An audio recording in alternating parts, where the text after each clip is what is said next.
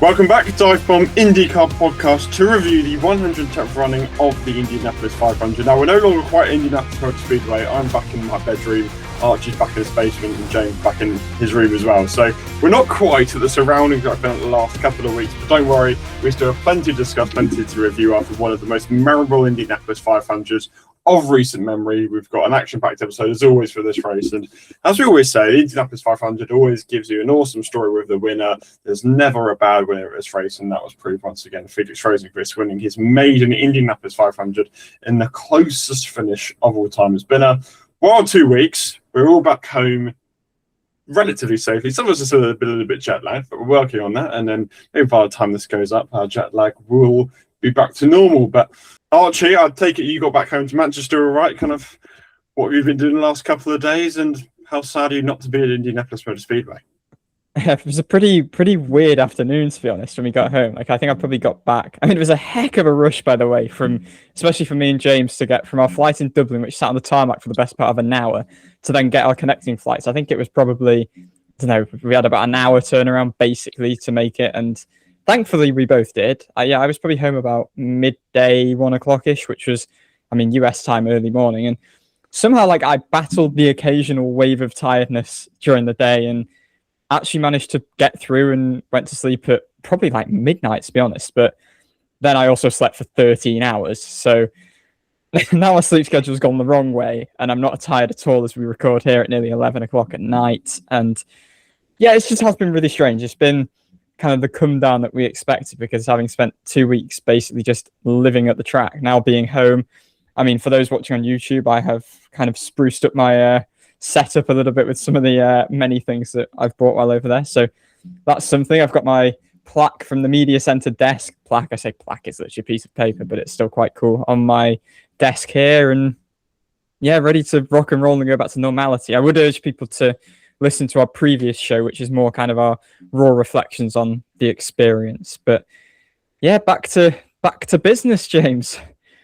Yeah, actually, looking at your background, I've just noticed the Indy 500 plaque that we got from the Reactions Challenge in the Sam's Club Midway part of the Speedway, which is quite good. I've put my accreditations up alongside my 2 Olympic ones, and my scorecard from Brickyard Crossing is proudly up the top. But yeah, there's bits and pieces that need to go up. I'm trying to work out a way of getting all the little die casts that I bought on the back of there without them flying off. But yeah, it does feel strange to be home. I did exactly what you did, Archie, in that I had 13 hours of sleep. Going to bed again at a reasonable time. I was fighting tiredness in the evening and then crashed, and then have once again slept too much, but hopefully tomorrow I'll wake up at a reasonable time and be back to normal.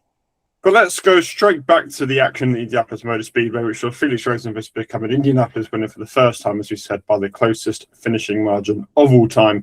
Obviously, once again, like we were in 2023, treated to a last lap shootout. Rosenqvist started the last lap shootout in third and managed to overtake both Marcus Armstrong and David Malukas on his way to claim Indianapolis 500 glory. But before we touch on the finish, let's just talk about Felix Rosenqvist as a whole. It's been a very memorable month for Felix Rosenqvist, given that his daughter was born very early on in the month, and it caps off a very, very special month for the Rosenqvist family. And for Felix Rosenqvist, this is obviously the biggest award you can possibly get. It's the biggest one in motorsport, but for him it's come at maybe some of the best time. Like, he's in the middle of a contract year with his future uncertain. Could this lead him to get a bigger drive, for example? And it's a guy who's always been doubted for years. He comes in at IndyCar in 2019 with Chip Ganassi Racing, instantly gets Rookie of the Year. It's seen as this guy with huge potential, could win IndyCar Championship, wins his first race in 2020 the following season. And then he goes to McLaren and doesn't quite work out. The guy was expected to be the championship contender, the guy to lead McLaren up to the heights of IndyCar. Suddenly, and that guy has a very disappointing first season. And then as time goes on, they obviously want him out. As soon as Alex Palou comes knocking on the door and his future's a bit uncertain, clearly McLaren don't want him, but they keep him staying there. And then finds his new home at Meyer Shank Racing. They've had one top 10 the season prior to Rosenqvist joining, and then he really finds his home here, hits the ground running really quickly. And yes, we've seen a lot of inconsistency, but we've seen that Rosenqvist and Meyer Shank Racing can be race-winning contenders week and week, and yet they've never got it over the line. I think he only had 2 podiums coming into the race at Meyer Shank Racing, and then the first win with the team, which feels like a long time coming, comes at the best possible opportunity in the most dramatic of circumstances. And it all comes to a really perfect storm for Rosenqvist, who really couldn't have got this win at any better time in his career. obviously Marshak Racing's second win after 2021 Indianapolis 500 glory. And as we get into a minute, I think Rosenqvist is also a great winner because when you have those one-lap shootouts, that you can have a completely random winner based on a little bit of luck. But Rosenqvist was there the entire time. If it wasn't for the caution caused by Kai Collette, he probably would have won the race anyway. And it feels like a bit of a just victor for how the race played out. So, as we are for everyone, I'm delighted for Felix Rosenqvist. What a time for him to do it, and then what a great winner we had. It's very funny that thinking that Meyershank Racing's 2 wins have both come at the Indy 500. That's pretty nuts, but you are right. Like, this was entirely warranted. If we didn't have that late red flag, it looked really like he was going to cruise to the win on the right strategy, and it wouldn't be such an exciting ending. So I guess we're, from a neutral perspective, glad that we ended up getting such an enthralling ending because it couldn't have been better. It was unbelievable. We were watching from the balcony right outside the Yard of Bricks off the media centre, and it was pretty incredible to see. So yeah, he's a good winner. I think for the fact that, and I mentioned this on the show that we recorded on Monday, that before we headed home, that Rosenqvist is a really cool winner because he's not already an established champion like we've had in recent years. Like Joseph Newgarden win the 500 was an awesome story because he's been 12 years waiting for that. It sealed his legend. Same with Alex Palou, really, in that he was already an established champion hurtling towards IndyCar greatness, but it was kind of the cherry on top of the icing on the cake, as the saying goes. But with Rosenqvist, one previous win in his career, he's not an established winner in IndyCar, despite what maybe the early suggestions when he was at Ganassi kind of implied would become the case. And I think that really just adds to this story that, when you win the Indy 500, it makes your life, regardless of what other success you have had. But for someone like Rosenqvist, it really does truly immortalize him in a way that is not necessarily the same as someone like a Newgarden or a Palou, who already have that standing at the very top of the sport. This shoots him into a whole different stratosphere, which I just think is awesome. It's really, really cool. And, he's a good champion for the sport as well. I think he's obviously a really pleasant guy. And, he's worked super, super hard to get to this point. It has not been easy. Obviously, the time with McLaren, losing that drive. Meyershank Racing, he's kind of taken the team by the scruff of the neck and led them, but he hadn't started this season well and really seems to have turned it around since that kind of early season break that we had. And yeah, it's just a super, super cool winner because it's not a guy who's won tons in his life. So the fact that this is his second career win, the first he's had with fans there, pretty damn cool. I also think it's nice for Rosenqvist as well, simply because it's he's kind of always been there or thereabouts at Indianapolis. He probably should have at least a couple of pole positions. In 2023, he was the last runner in the Fast Six. In 2025, he was the last runner in the Fast Six. This year, in qualifying, he kind of largely dominated it until he had a not very good run in the Fast Six this time around as well, and ended up qualifying 4th. But then from that, as you mentioned, Dan, earlier, he was probably the just winner of that race. They gambled in the lap 129 and the caution, and they then essentially took the lead of that split strategy ahead of Pato O'Ward and Marcus Armstrong and Romain Grosjean and Dennis Hauger and others that employed it. And then in the end, they looked untouchable. He was able to save better fuel than O'Ward. He then passed O'Ward on track, and it looked for all money whilst he was going along that this would be not straightforward, because no win at Indianapolis is, but this was going to be something that Rosenqvist was essentially going to have completely earned. And then he had to essentially do it the hard way. And we'll get on to the last lap in a moment, but what a way to do it. I mean, he said that's the way that he's been dreaming of doing it. But yeah, I think it's really cool, as you mentioned, Dan, that kind of the just winner and the best driver pretty much on the day. Best driver and team combination, because Meyershank Racing got the strategy right and Rosenqvist was executing it perfectly, but he really had to grind it out over those last 2.5 miles. We talk about the finish itself. It is one that we already know will go down in the history books, being the closest finish of all time, being decided by just 0.02 seconds. I mean, it's an unfathomable margin, really. It's quite hard to kind of break down how close that margin is.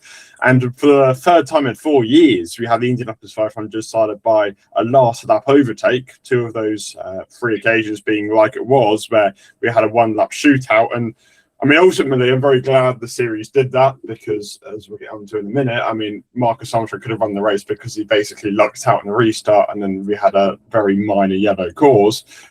which would have, changed the race completely. But Rosenqvist was an awesome winner, and his final lap was superb. He started on the third and kind of held the high line around the outside of Marcus Armstrong pretty much from turn 1 until the exit of turn 4. And he kind of just said, you would never take the high line at Indianapolis under any other circumstances, but it's a last lap, and I'd rather crash thinking I tried than give up and resign to myself finishing third, which is exactly the attitude you need. I think Dixon described it as those big Swedish meatballs came in handy, which is exactly true, because you'd never go around the high line of Indianapolis. And I don't know if you two have seen clips, but there's some drivers, I think Kirk was one, Schumacher was the other one, where they just went slightly high and they just understood into the wall completely and had to basically come to a stop. And yet here was Rosenqvist just riding the high line around turn 1, turn 2, turn 3, and turn 4. And we've all said this, that the Marshak racing cars were side by side for the entire lap, and we thought, well, this is just going to let Malukas pull them away, because they were spending so long trying to sort it out between each other that it was giving Malukas the advantage. And then comes turn 4, we'll touch on it in a minute. Marcus Armstrong decides to lift rather than taking Rosenqvist down, and he just gets this magic draft around the back of David Malukas and to pip him at the line. It was some final lap. Ultimately, the actual spectacle of it is incredible, and the finish itself was incredible. But that shouldn't take away from what an awesome job Rosenqvist did in that final lap, to just brave it around the high line for pretty much the entire lap, knowing that there was a very high chance he would end up in the wall. And I think you're right. That's kind of only something that drivers do at Indianapolis. If they're anywhere else in the season, they're kind of thinking points. But with the greatest win in motorsport on the line, they take those risks. They are unhinged as anything, and the drivers said this. I think it maybe was Conor Daly and Scott McLaughlin on media day had spoken about the fact that there's almost a mutual agreement that respect just goes out of the window when it gets to those latter stages, and drivers will do everything they can and throw everything at the wall basically to win this race. And yeah, it was beyond ballsy from Rosenqvist. I still haven't quite comprehended how he gained so much momentum while running the high line throughout the entire lap. It was, for anyone who says, oh, all the drivers are doing is turning left, they need to watch that, because that was unbelievably skilled to use his car in a way that he had the perfect momentum when it got to the crucial moment. The racing between him and Armstrong as well, both of them super respectful to make sure they did not make contact. And yeah, to get that run, it was the mother of all runs. And poor David Malukas, who really himself executed the perfect final lap, could not have done anything more, because it was just that good from Felix Rosenqvist on that last lap. And in fact, you talk about the side-by-side action. It was just 4 years ago that James Hinchcliffe was belting on commentary when Rosenqvist himself was side-by-side with Tony Kanaan in the very final stage of the 2022 Indy 500, that side-by-side action was what then leader Marcus Ericsson wanted to see, because that was going to slow down the cars behind. But it just did a mesmerizing run. Often we thought Malukas was going to bolt into the distance, and perhaps this is the case that it has become easier to follow in recent years as well. But even with that, he got some launch off the high line, round the outside of Malukas and down into Indy 500 history in a heartbeat, because that was a simply magical way to do it. And yeah, just incredibly, you talk about how respect almost goes out the window, but it was incredibly respectful racing with Armstrong as well, though. They managed to do that. And for Rosenqvist then to be able to take advantage of almost the side draft that he got off Armstrong in order to lurch himself forward. And if you watch Rosenqvist on board, the team telling him to try and deploy as any kind of hybrid left to give him some sort of boost coming off that final corner. And in the end, whatever it was a perfect amalgamation of factors that meant that he was able to sneak over the line and nose ahead of David Malukas. The hybrid did take him higher this year. I don't know if you remember Townsend Bell's commentary line when he was clearly not going to threaten Robert Schwartzman's pole last year because he had the Creed livery. He was saying, can the hybrid take Rosenqvist higher? Yeah, no chance. But this time, I don't even know if he did have any deploy left. But if he did, then maybe it did at last. And then, as always at this race, you're ecstatic for Felix Rosenqvist, but on the other side of the finish, your heart goes out to David Malukas. It is the third time in as many years you've seen a person in tears at the checker flag. And firstly, that's what makes this race so great. No other race in the world would you have somebody with such emotion and such despair at coming second, and that's what the Indianapolis 500 means. Second is worthless. You might as well be 33rd at that point. It's win or bust, and that's the emotions which, as much as you hate to see it from David Maluka's perspective, you kind of love that thing about the race. You love that feeling where people are just so determined to win this, and second is not a good day at the office. It's a disastrous day in the office. McLaughlin put it really superbly, where you wake up on Christmas Day and everyone expects a present, but only one person gets the present, and the other 32 people are disappointed in that. And that was the case. And Malukas drove absolutely superbly the entire race. He was probably the standout guy, was leading when he needed to, was the lead guy on the strategy that Rosenqvist didn't. Well, Rosenqvist went his own strategy on that 129, Malukas then traditional strategy, and he was the lead guy throughout.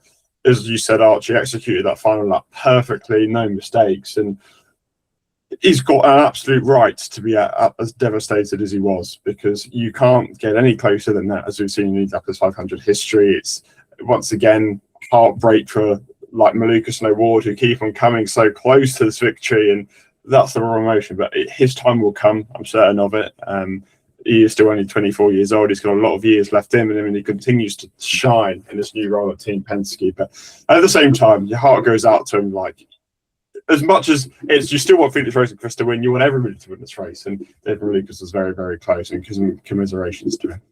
He drove an incredible month, and he spoke to us even, and has spoken a lot of times about the fact that this is just a dream come true being at Team Penske, and that he wasn't shying away from the fact that if he was to win his first Indy 500 driving for Team Penske, it would be his life made. I mean, it would be his life made if he wins it in, I don't know, 10 more attempts with Team Penske. But yeah, I mean, he was devastated. It was a sight and a kind of feeling I won't forget in a long time, for all the wrong reasons, really, being down there by his pit box. As he came out of the car, he took his helmet off. He was devastated. His family, his team were embracing him. They were embracing each other. Many of them were in tears as well. It was crushing, but it was just a sign of the, as I often describe it, the brilliant brutality of this race, that you've got such gulfs and emotions where Rosenqvist is just, his life has been completed by this incredible victory. And Malukas is just left absolutely in despair. And, I know you say, and you're right, Dan, like, it doesn't matter, finish second or 33rd, you're going to be left kind of just cursing the place. This does leave him second in points, and only, I think, 37 points behind Alex Palou. So if you're to now switch attention to the bigger picture, I mean, it does further emphasize the fact that his adaptation to Team Penske has been pretty damn remarkable, because there were people doubting why they'd got rid of Will Power, obviously, people doubting his credentials to be at a top team. And he's not only kind of very seamlessly, filled into those boots already, he has completely outperformed Joseph Newgarden and Scott McLaughlin in their own team, on their own turf, all month long. And this is incredibly disappointing for him. He was, as we said, rightly dejected, but he's got a very mature head on young shoulders still. He knows how to cope with adversity. And it's funny to call this adversity, because ultimately he still finished second in the biggest race in the world. But he went through a lot in 2024, where he wasn't even racing the Indy 500. He was watching it from the media center like we were when he was injured and on the IndyCar content team. So it's been quite a couple of years. This was very different to last year. In terms of last year, he was obviously third on the road. He was obviously in the fight for the win, but wasn't quite as close as here. This was, he drove the perfect race. There were times he was pulling away from Alex Palou at one point, and it's pretty hard to pull away from people at IMS, let alone the defending winner, the 3-time defending champion, 4-time series champion. So he's got a heck of a lot to be proud of, and his time will come. Yeah, I think Indianapolis is so strange in that, other than I think the IndyCar at Texas race, which obviously doesn't exist anymore, I can't think of anywhere else where there is no podium. Simply a winner's circle and nothing else, especially in IndyCar. And yeah, it was so impressive from Malukas, as you said, Archie. He was clearly the strongest car on that sort of lead strategy, which actually then kind of came undone in how it unfolded. He was fast all month. He was clearly the quickest of the Team Penske cars in qualifying. And the drivers that he's up against, you mentioned, they're extremely strong at the Indianapolis Motor Speedway. I mean, Joseph Newgarden is a 2-time champion, and Scott McLaughlin has the record for the highest average pole speed in Indy 500 history. and yet they've just been kind of shown what's what by their teammate in his first season at Team Penske. So obviously a real gut punch for David Malukas to finish second for Team Penske, but I hope that this experience will only make him stronger, because there was nothing more that he could have done really in order to win this race. He executed it pretty much perfectly and was snatched away from him in the final, 300 feet of the race. So there was almost nothing more that he could have done. It will only make him a better driver, and he will close an IndyCar race out pretty soon. And I feel like once the first one comes, then the floodgates will definitely open, because he's been so close pretty much all month. He could have been on the pole. He could have won the Indy GP, and then he definitely could have won the Indy 500. So, just once the first one comes through, then I think the floodgates will open, because this is such an impressive young man with a mature head on his shoulders, with a good team around him and excellent people working there for him, and just with bags of talent. So it will all click at some point, and I'm sure that this is the Indianapolis Motor Speedway setting him up for a nice fairy tale over the coming years. Gateway in 10 days, folks. Hold tight. He's going to lap the entire field.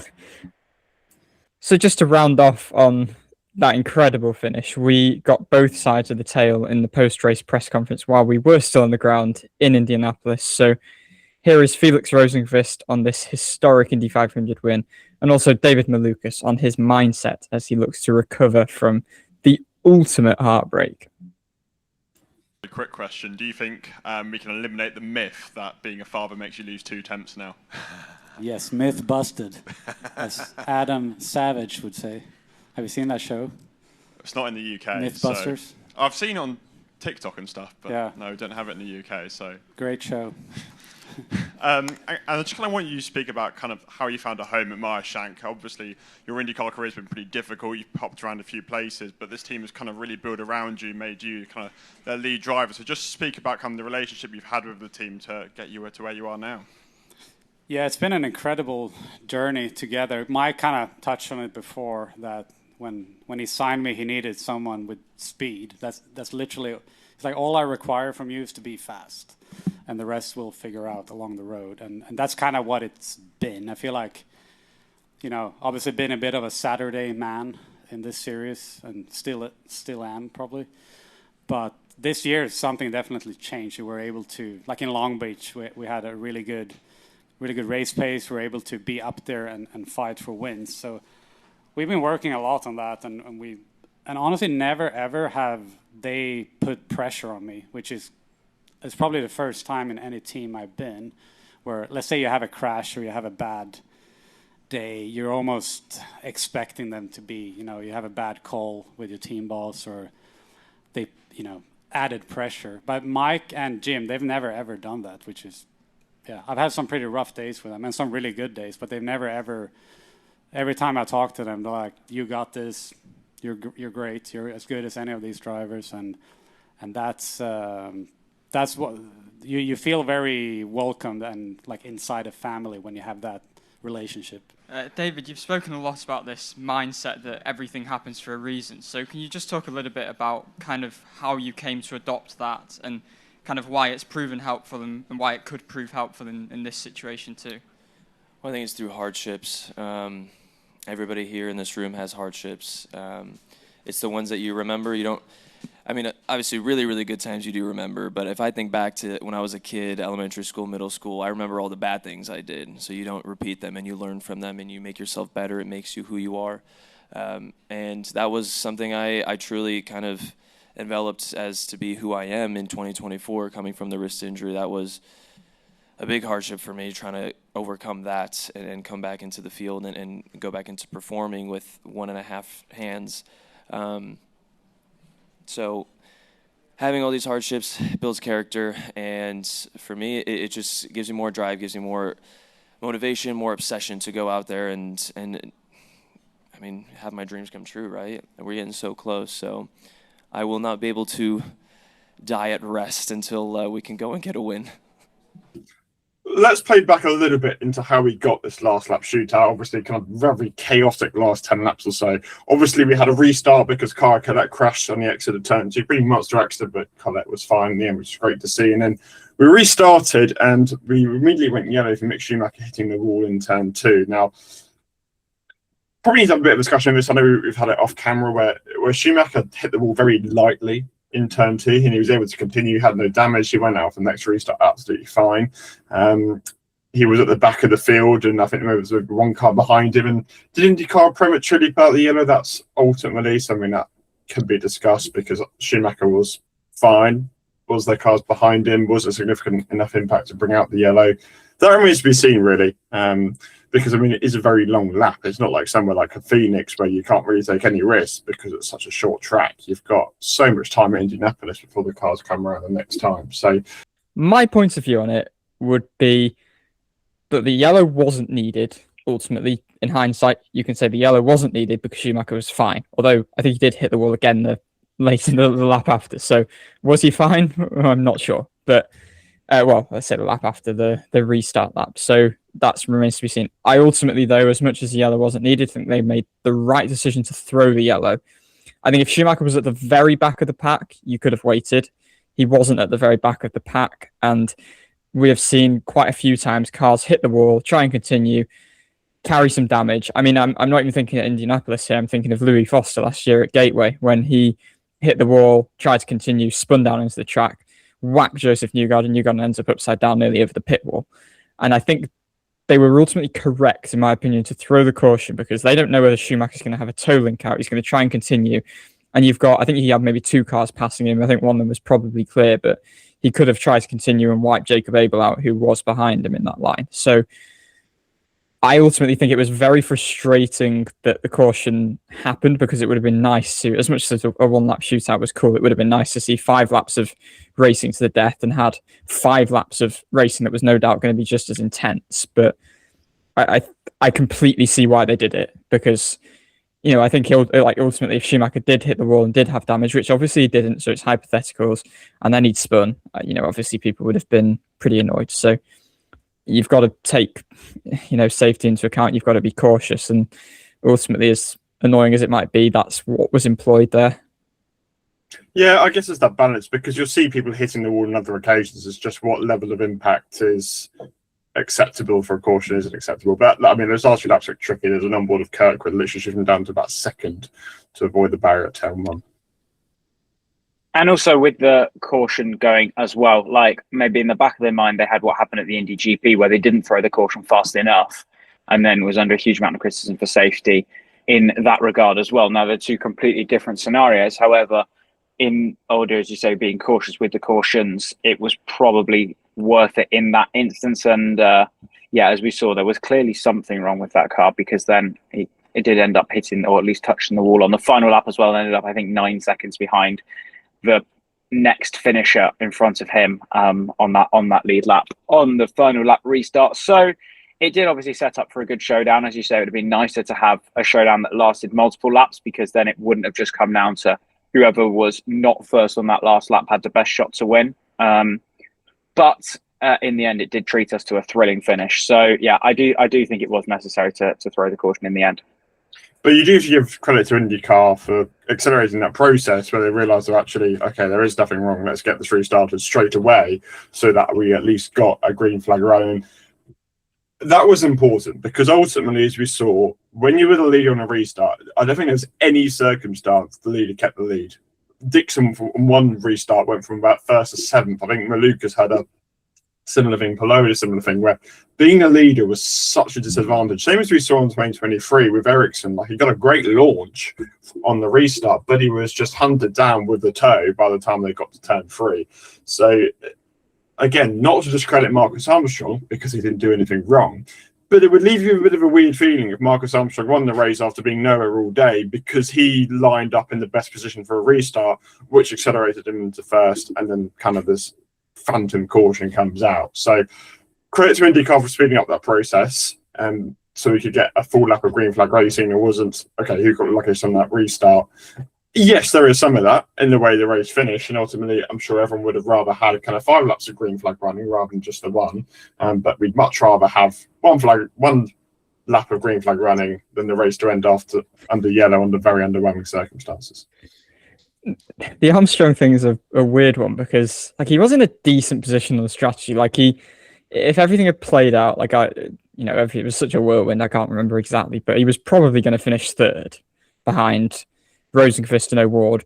I mean, possibly behind Rosenqvist because we don't know whether O'Ward was actually going to make it on fuel because he did obviously stop a couple of laps earlier. But yeah, it's a funny situation. But ultimately, like he still did a great job on that strategy. I don't think you can take loads away from his day.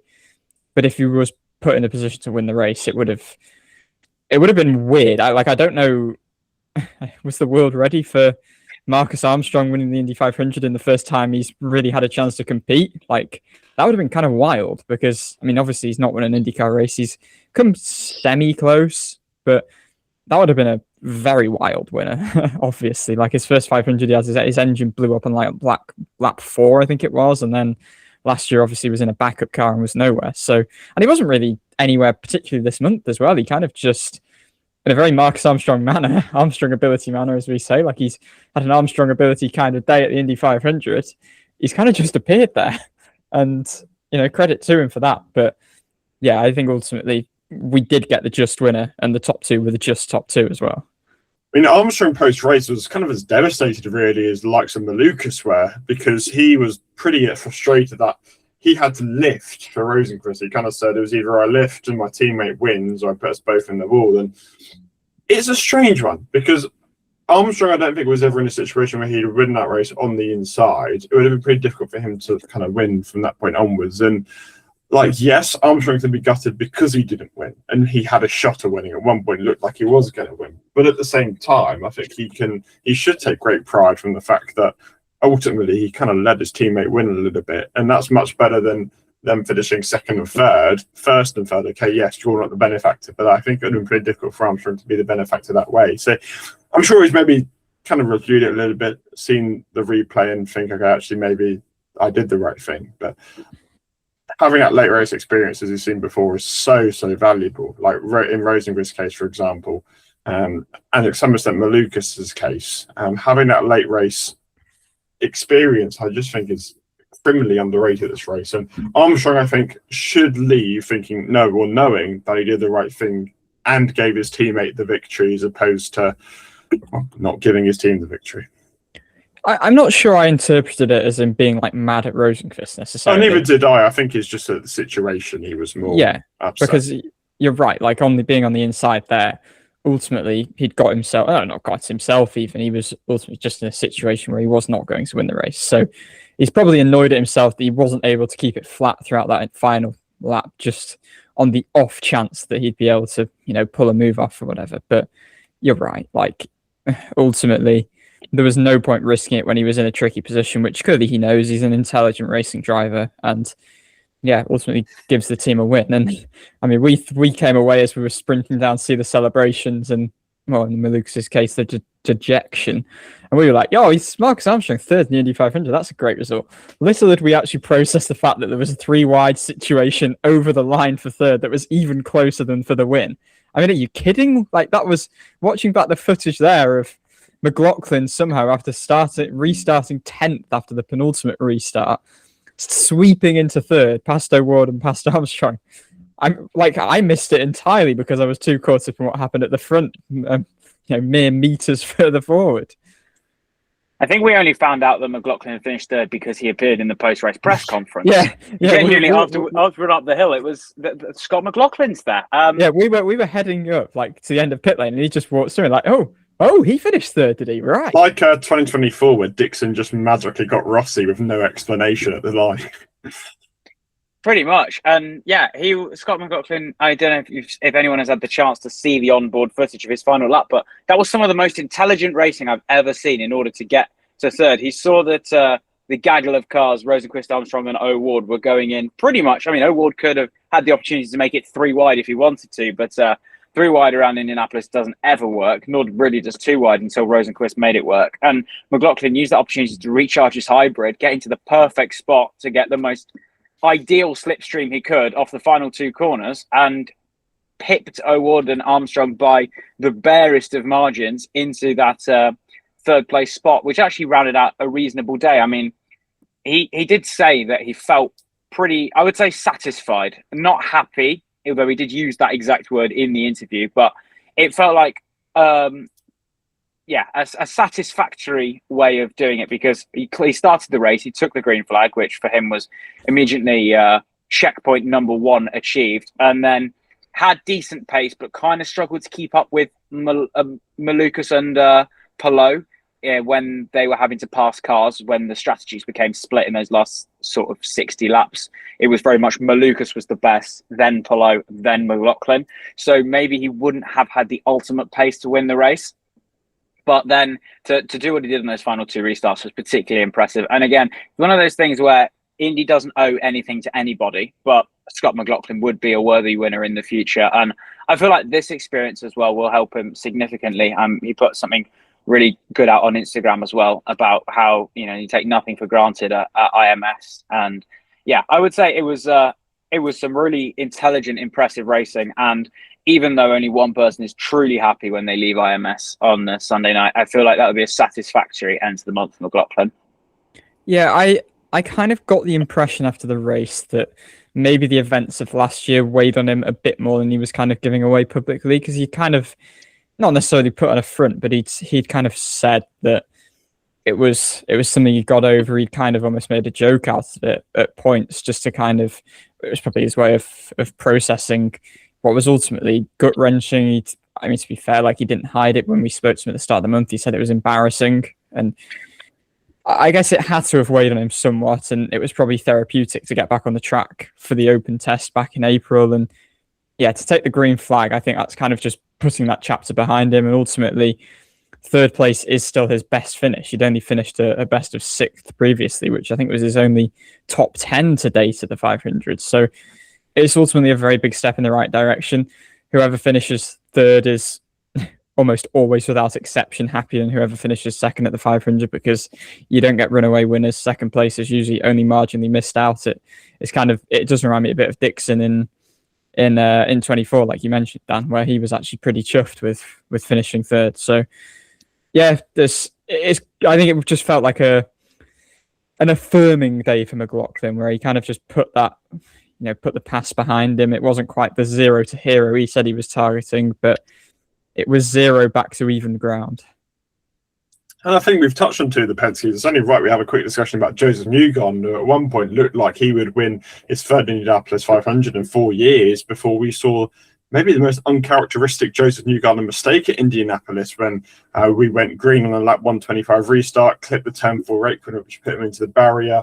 Was released from the medical centre, but it's been seen wearing a boot in the post-race banquet. But I mean, that was a huge surprise. Newgarden didn't qualify very well once again. He started down in 23rd, but as he did last year, just made scintillating progress through the field. And every time you look at the timing tower, he would be another place or 2 upwards, and then suddenly he's in the top 5, just past the midway point. And you think, oh, here we go again.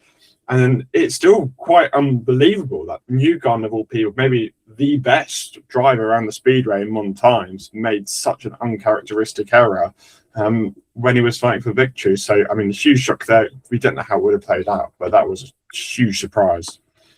It was funny. Like, the first pit cycle happens, and you look at the order, and you're like, oh, okay, Newgarden's already there. Like, I think he had an unbelievable first stop, but he also was making such progress. I mean, he is just awesome at Indianapolis. But yeah, it was very strange. Like, it's funny, like, when you're actually watching the race, I guess, especially when you're not strictly watching on TV, it's sometimes quite hard to tell what car has crashed until they've zoomed in. And, well, like, to be fair, if you watch the replay back, you can kind of tell Newgarden is mid-crashing because he was very low. But a bit of a shock when it zooms in and it's the 2 car. And yeah, I mean, he seems to be all right. I think they said it was just a bit of bruising on his ankle, and I guess the boot was probably, to a less severe degree than Rossi, just to control the swelling a little bit. But yeah, that was pretty wild to see, because, I mean, he definitely would have been there in the end game, and big contender wiped out through their own accord.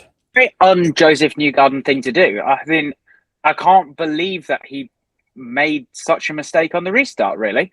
Like, it was one of those completely baffling moments where you think as for a racing driver, like, can you believe that he just did that? Now I understand if it was a rookie or someone deeper in the pack, but no, Joseph Newgarden, the most impressive driver on that track, who was up 18 positions since his start and pulled off a pit stop in 3.9 seconds at the end of the first stint because he didn't need so much fuel. And all in all, it was just incredible to think that was the error that he made, that he touched the inside curb. So yeah, a very, very strange one indeed. But yeah, Newgarden just continues to have a sort of love-hate relationship with Indianapolis, because it's very much all or nothing. He's had two of the greatest years of his career here, and then an inexplicable mistake in 2026. So yeah, quite shocking, but yeah, a real strange month for Team Penske overall. Serious pace, but in the end, no Indy 500 to show for it.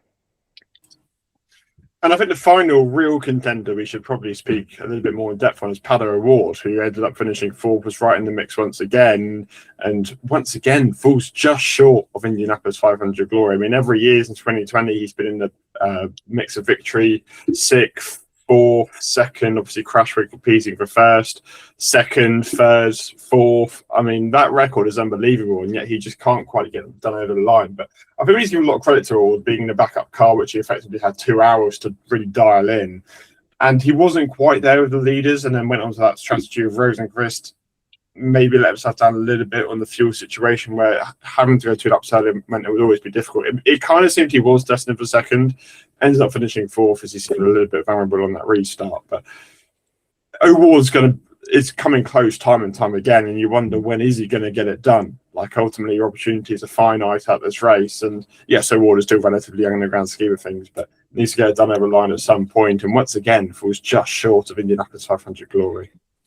I think this one did feel more like last year. I don't think at any point I really particularly maybe if the cautions had fallen correctly, but I guess the cautions did fall quite nicely to allow him to get to the finish, and he still wasn't really there. Like, he didn't really feel like a pretender. I don't feel like on Sunday.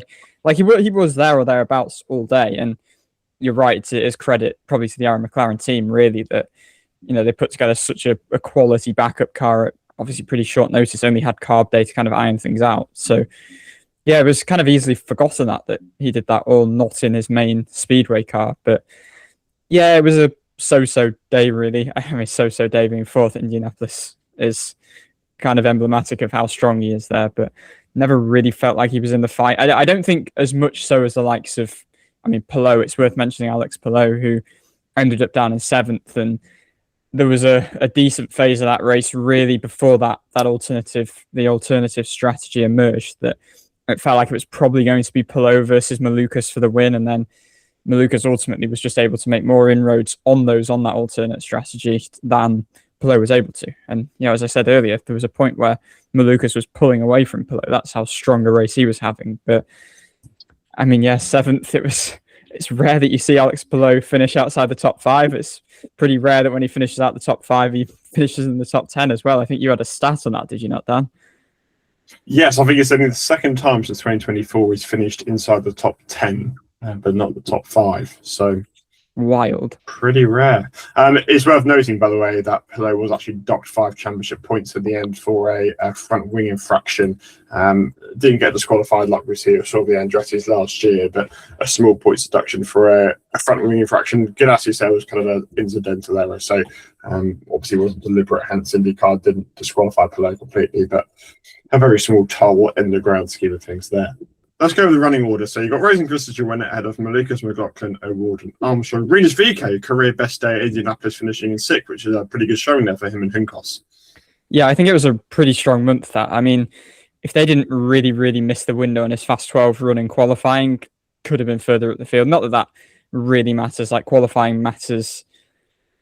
I feel like it matters little. A lot of the winners do come from the first few rows, but it doesn't matter hugely. But yeah, he raced well, VeeKay. Like, again, he wasn't in the fight at all, but it feels kind of weird that this is his best finish at Indy, because he has obviously been so quick and was so quick in those years with Ed Carpenter Racing. But we had that really interesting conversation with him on Media Day about the fact that he's kind of stopped putting as much pressure on himself than he was in those days at Ed Carpenter Racing. And maybe that paid off here, because ultimately, if he feels like they didn't necessarily have a car to contend for the win, finishing 6th is more pretty strong championship points for him as well. So he's now within that window that he seems to always finish in the championship in 14th, despite what has felt like a pretty tough start to the year for that JHR team. So they've showed up at Indy. He's showed up at Indy. He's executed as sometimes we've not seen him do at that track as well. So, yeah, good end to the month for him. And then we had Alex Palou in 7th and Santino Ferrucci in 8th. He keeps up his record of finishing in the top 10 at every Indianapolis 500 he started. Qualified, obviously, a little bit better in 5th. I think I'm right in saying it's now 8 500s in a row where Ferrucci's finished in the top 10. So, I mean, a great record there, but ultimately, it's not much use if he's not competing for victory like we saw once in 2023. And the rest of the 7 years, we haven't really seen him in that position. But, I mean, it's a positive for Ferrucci. I'm sure at the back of his mind he wants to keep that record up. But ultimately, as we said, it doesn't mean loads. He kind of came out of nowhere. I felt like we didn't really see him much of the day, and he still ended up with a top 10 finish, which is very Ferrucci. Roman Grosjean was in 9th. He was the biggest mover in the race. I mean, on the final restart, I think up to 5th. He was on a really good strategy there. So credit to Roman Grosjean there, because, I mean, an unlikely good finish for him in Delcoin Racing.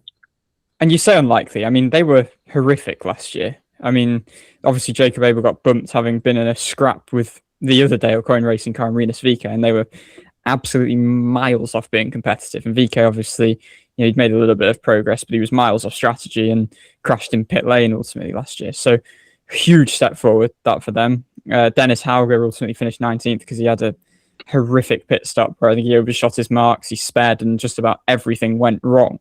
But he was also kind of in that. I mean, he was in the game with Armstrong on that strategy and could have been on for definitely a top 5, possibly a top 3 finish until it all unraveled there. So much, much better day for that team. Even qualifying 24th, 29th is nothing spectacular, but compared to last season, it's a decent step forward. So that's a really good result that for Grosjean and that team.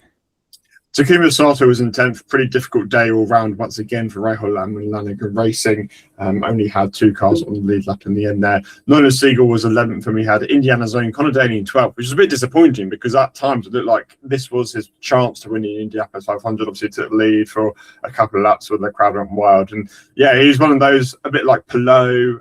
Ericsson was one who just got caught out on that strategy kind of midway through where they were forced to make that extra stop, which kind of really curtailed their chances. Yeah, they led 4 laps. I think they had a couple of problems in the pits. I think his wing mirror got knocked at one point, which wasn't super ideal. And Conor Daly very much got caught up in that sort of Scott Dixon and Marcus Ericsson group where on the alternate strategy, not the Rosenqvist strategy, what was essentially the primary strategy, when they didn't pit on the caution on lap 29, they just couldn't cut through the field in the same way that Palou, McLaughlin and Malukas were able to, and in the end that kind of proved the difference as to why Palou, Malukas and McLaughlin all ended up in the top 7 and Daly, Ericsson and Dixon finished 12th, 13th and 15th because essentially they were the top 6 on that strategy, but they had completely contrasting stints in the end there because they just simply had no ability to cut through traffic. That was the difference between an all right recovery after being on the wrong strategy and a pretty disappointing day after having really, really fast race cars all month, particularly Daly. So yeah, I think he'll be quite disappointed with that, but then maybe heartened at how strong they were. But once again, they didn't have all the luck go their way, and that will be a shame. Marcus Ericsson was the lead Andretti car in 13th. It was a pretty disastrous day all round for Andretti. Kirkwood ended up 16th. Power retired after having kind of a bizarre failure. He was leaking oil in the front stretch and then spun in on the pit lane exit. Very lucky that wasn't a bigger accident, which was a bit of a relief there. But I mean, disaster run for Andretti. But Ericsson, to be fair, was a bit hosed on strategy, like we saw with Daly and Palou. So, I mean, once again, Ericsson always seems to kind of find a way into the top 5. This one was just a bit unrepresentative because he was caught out on that strategy. Once again, I think Ericsson has been the best of the Andrettis this month, like he was over the course of last year as well. He was the only one that made the Fast 12 last year, and none of them qualified inside the top 20. This time around, he qualified ahead of both Kirkwood and Power, and they were pretty rubbish in qualifying all month as well. So, I don't know, with Ericsson in a contract year, and he was signed to Andretti to improve their performance in the Indianapolis 500. I mean, the first year was a complete and utter disaster. Last year he was by far the most impressive driver that they had, and this year once again the same, but with results of 33rd, 31st, kind of. It was obviously second on the road last year, and 13th. That's probably not done enough at the Indy 500 exclusively to secure him any more time with Andretti Global. But just in general, overall, they were pretty poor. I mean, we kind of talked about it over the course of the 2 months on the weekly podcast. It seemed the most common phrase that we heard out of any Andretti driver was, we have a good race car, but... And unfortunately, with this race, you just simply need to be starting up at the front of the field in order to have the best chance to win. Now, it is possible to make it to the front from the back. Now, we saw this with both Newgarden and Ericsson, but the difference there is it is actually very hard to get over the line when you start that far back. And I don't know what it is about it, because you often get guys who compete from 20th on the grid with fast race cars, but the simple fact is this race has not been won from outside the top 10 starting wise since I think pretty much 2012, other than Joseph Newgarden in 2023, but he had a rocket ship in that moment. So yeah, another very strange month for Andretti Global, where they've just been really, really poor in all the moments where it has really mattered. And I feel slightly for Ericsson, because he was by far the strongest driver with two teammates with quite impressive pedigree, but then at the same time that was just a disappointing showing all round, really.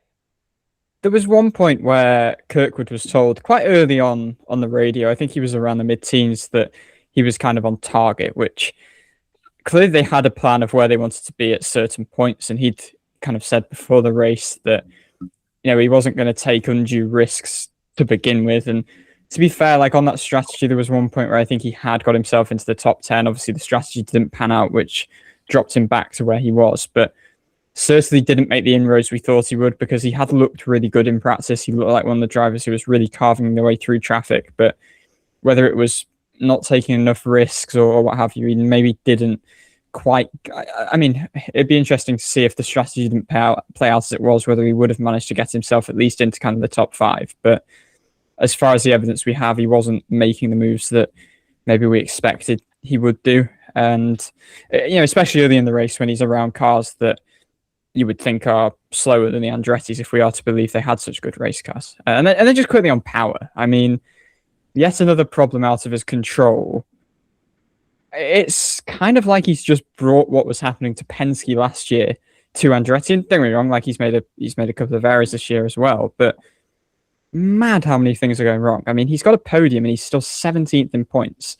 That's after 7 races. He's already 161 points off the points lead. And we were kind of expecting, you know, can he be...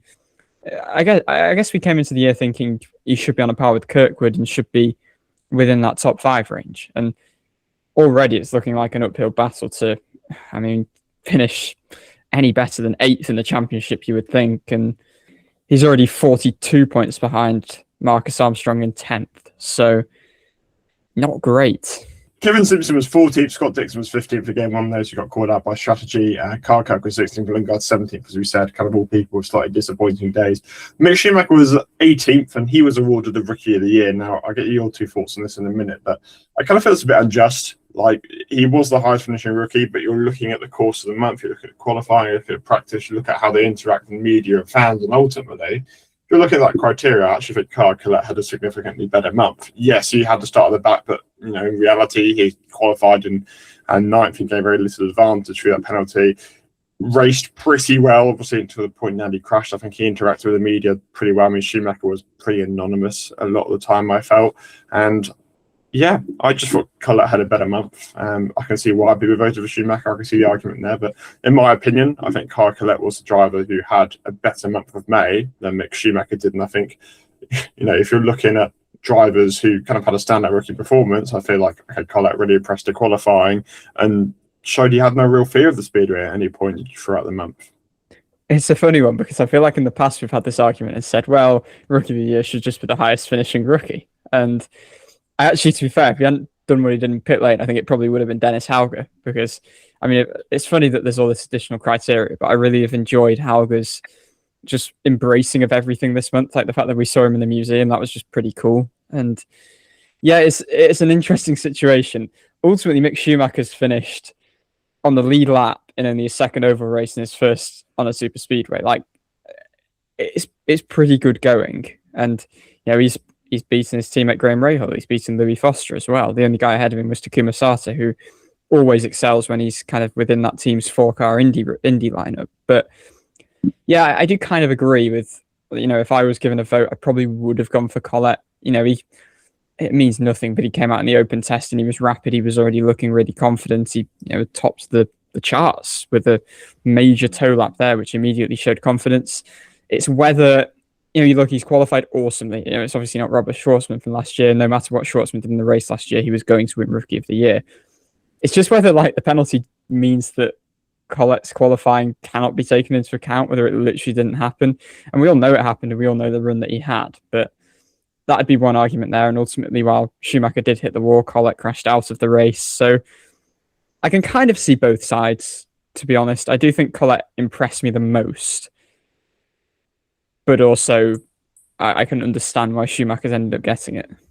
And I also maybe just want to touch on Kiffin Simpson as well, who ended up 14th and had a good qualifying, and Scott Dixon, really, because at lap 104, when we had the red flag, Dixon was actually leading the race, and he ended up on that strategy with both Ericsson and Daly, where they were on the strategy with Malukas, Palou and McLaughlin, but simply couldn't make any progress. And Dixon just ended up to see him going backwards. He ended up going from 1st to 6th after the rain delay restart, but it was just very un-Scott Dixon-like. You kind of expect him to do the opposite, where he moves forward methodically and does sort of exceptional things. But in the end, this time around, it was the complete opposite, and really strange to see that all plan out. And in terms of the Rookie of the Year, I think both Dennis Hauger and Kyle Collett, as over the course of the month, had really decent months. But Mick Schumacher did do the things that the other two didn't do, which is not quite have a faultless race, but have a race where he remained on the lead lap and did some reasonable things. So I can see arguments either way. But yeah, I just wanted to pick up on how strange it was to see Dixon going backwards when it's something we're not really used to. And let's round out the finishing order with the drivers who are lap down. So Hauger, Rahal, Foster, Harvey, Rob were a single lap down. Jacob Awo ended up 2 laps down. Then you have your retirements. Helio Castroneves, we actually don't know why he retired, but I had a theory that he was running not very well, so he had 2 Shank cars in contention for victory and popped out so we could see them win, because he was there post-racing the TV interview. We're like, hang on, was he not driving? So that was confusing. He must have hopped out of the red flag knowing that he had no shot of victory and the other two did, because I mean that was really funny. And he is now the second person to win 5 Indianapolis 500s. Obviously 4 as a driver, 1 as a team owner, the other being AJ Foyt. So it's not quite the drive for 5, but he has. Does he get a ring? I guess he does get a ring for that. So he's got 5 Indianapolis 500 rings. Well done, Helio Castroneves. Kyle Collett was 26th, obviously the crash that we mentioned. Christian Rasmussen was 27th. He had a mechanical failure. A rotten month for ECR, by the way. All 3 of their cars retired. Rossi had a very similar issue, it looked like, to what he had last year, where his kind of engine just had some sort of explosion pit. I know he's mentioned this since, which Archie will probably bring up now, I'd imagine.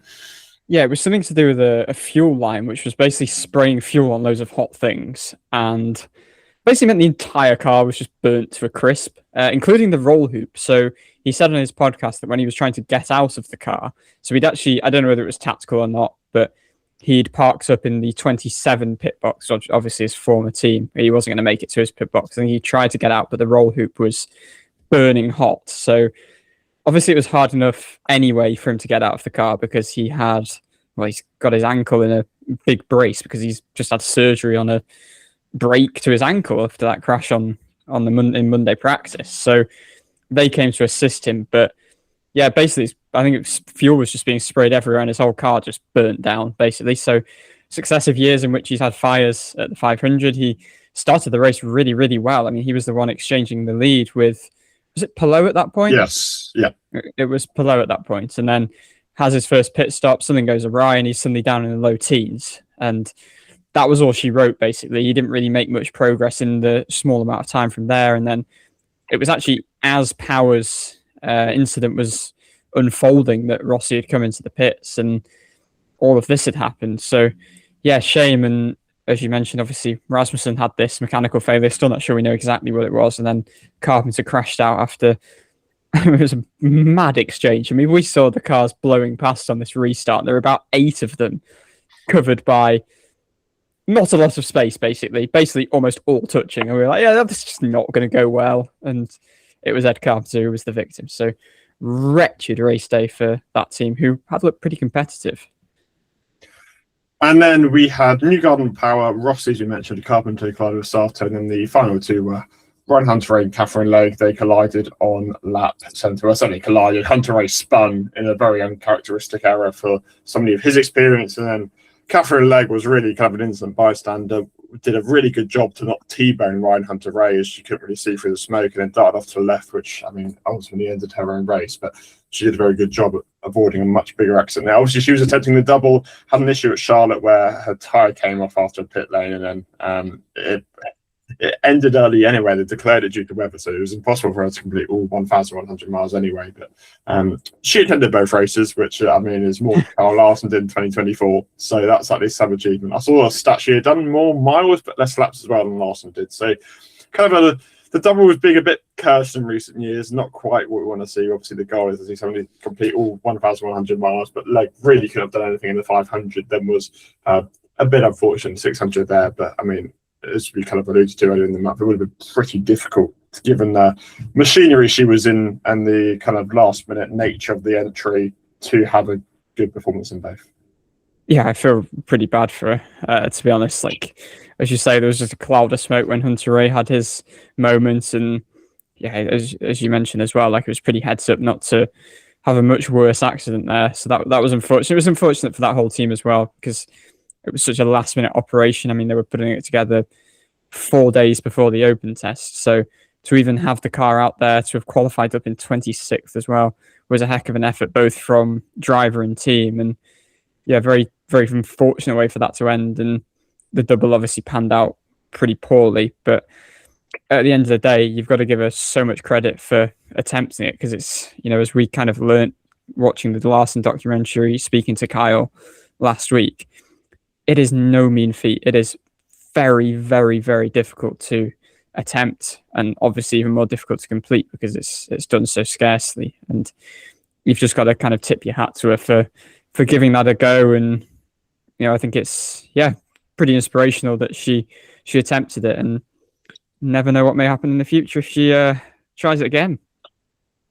And just in general, it was incredibly heads-up driving to avoid that collision. I mean, with RHRs having the incident that he did, if Legge hadn't made her final jink to the inside incredibly selflessly, that could have been a really terrifying crash. She would have essentially T-boned a stationary RHR. So, yeah, incredibly heads-up from Legge, and really unfortunate that the double attempt ended, or that part of the double attempt at least ended in disappointment in that way. But overall, yeah, just incredibly heads up driving, because that could have been so different had she not made that final jink to the inside selflessly. So yeah, heads up from Catherine Legge, and a very uncharacteristic mistake from Romain Grosjean as well. Not Romain Grosjean, Ryan Hunter-Reay. Just Romain Grosjean catching strays when actually performed really well all month. Okay, let's move on to some awards. Top 3 drivers of the month as opposed to the weekend for this one. Well, I say month, we're not including the IndyGP, or the 2 weeks. It's tough. There's 3 I think are pretty dead on for me as the top 3 drivers, but I don't necessarily know in what order. But I'm going to go for... I know the order that I've got these 3 drivers. I've just decided mine. So I'm going to go Malukas as my best driver for the month. I'm going to go Rosenqvist in second and Palou in third. Yep, exactly the same. I mean, I'd have had the same, but I'd have had Rosenqvist as the top driver of the month. I just thought the way he dominated the first 2 rounds of qualifying as well. I mean, probably should have been on pole, really, and then should have won the race quite comfortably as well. And then actually to get it done under the most immense pressure. And that's the only reason why he's top for me. But I can see arguments for Malukas. He was essentially faultless, also under so much pressure. And then Alex Palou blew everyone away in the fast 6 and was unfortunate to get caught out on that strategy, but even still performed pretty well. Yeah, I think you could go either Rosenqvist or Malukas, because you're right. Like, they were essentially both flawless all month long. I just want Malukas to have something so he can have the Dive from IndyCar podcast most impressive driver of May. hopefully that's consolation. Well, if we look at the whole month, he probably does get it because Rosenqvist is an absolute disaster GP. So, but we still have a race in May. So, oh wow, good sort of recover it. Unsung hero. This is always an interesting one. I've got somebody in mind. James, somebody in mind. James, why don't you go ahead? I was gonna say Romain Grosjean, to be honest. I thought that he predicted that Dale Coyne car wasn't going to be great in qualifying, and after the horror that they had in 2025, where they were pretty much at least a mile an hour slower than every other car, to put it 26th on merit in qualifying and then 24th after the technical violations, and then work his way up to be on the very same strategy as Rosenqvist and O'Ward, and to take that team to a top 10 finish at Indianapolis, which would have been something completely out of the ordinary had you told them that 12 months ago. I thought that was a really impressive performance. And Hauger as well. He was in fact ahead of Armstrong, I believe, before he had his nightmarish pit stop, which means he had a real genuine opportunity to be fighting in the top 5, but he gets marks taken off simply because of that pit stop nightmare. So I think Dale Coyne overall, and I guess Romain Grosjean is my unsung hero of the month, because I thought for the turnaround that team have had, and with Grosjean's previous struggles at Indianapolis, to record a top 10 finish is a really good result. I think I'm going to go for Rinus VK for all the things I mentioned earlier. I just think it's a very strong day for a team that have had a pretty tough start to the season from a driver who continues really to punch above his weight and finally feels like he's executed as he maybe should have done at Indy in previous years.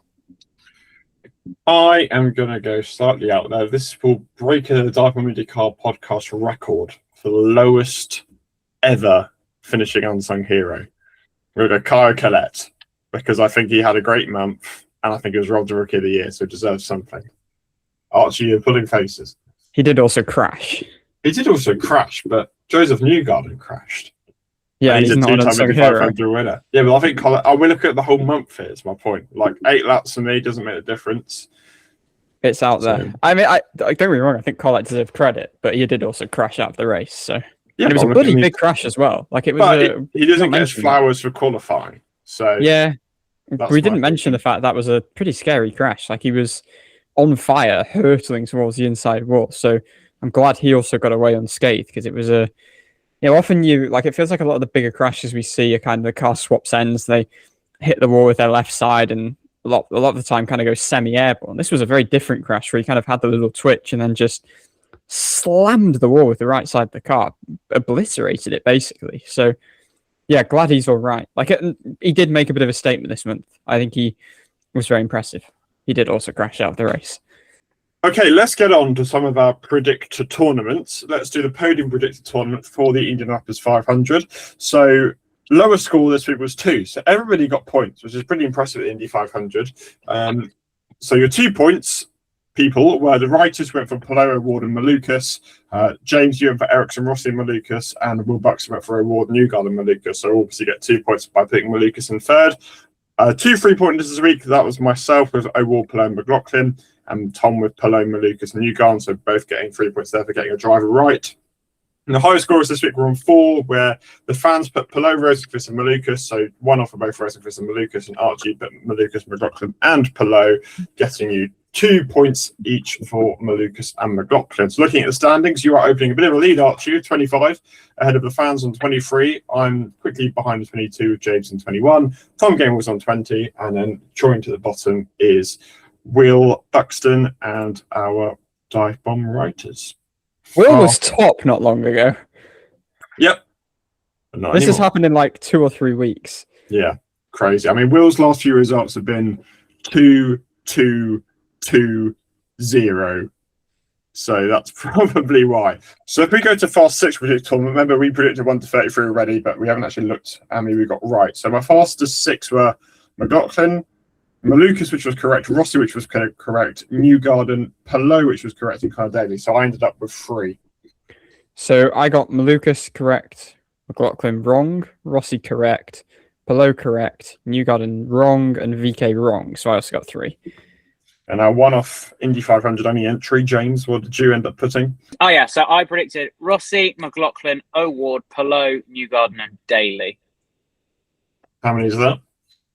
Rossi, O'Ward, Palou. So we all ended up with 3. James, if you had 6, our Indian entry would have won the entire season. So that's a shame for you. So Have we Archie, employed that rule, by the way, that you get 100 points? Is that a thing?